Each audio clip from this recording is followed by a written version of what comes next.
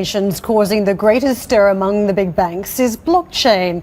At the Ambrosetti workshop in Italy, Julia asked the managing director of Blockchain Capital about the financial sector's uptake of the technology. Well, unfortunately, it's typically the smaller banks. And it's because they just don't have the budget or the resources to have big strat teams and innovation teams.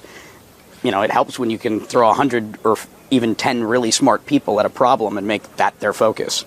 So the large institutions, you know, all to varying degrees, depending upon when they started looking at it, you know, they've all publicly, you know, been saying we're on top of the technology, we're doing things, we're piloting stuff for, call it, the last year. But for a lot of the banks, it goes back 2 or 3 years, maybe even 4. So they had been for years in stealth. And the difference between one institution and another is when they got involved before it was public. Because now they're all, you know, actively spending money and, you know, have teams of people working on it. The Sberbank CEO over in Russia said that he believed as a result of blockchain technology, his bank won't exist in 10 years. What do you think of that claim?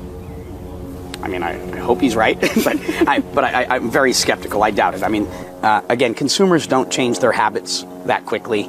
And again, so disruptive technologies, you know, Innovator's Dilemma, great book for anyone to read. When you're an incumbent, you know, when do you embrace disruptive technology? When do you cannibalize, you know, your business? And the first thing that all of the banks or major financial institutions are doing is evaluating what are the threats, you know, what are the opportunities. And there's always a mixture of both. Not everything is bad, not everything is good. And so there are certain aspects of their business that are going to be negatively impacted, but there are also going to be other business units that are going to be positively impacted and new business units that get created that might not even exist today.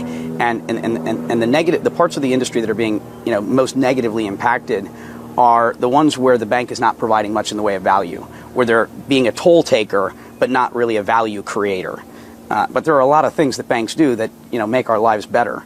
And a lot of things that we take for granted. I mean, financial services are pretty, you know, if they disappeared tomorrow, our world would, you know, fall apart.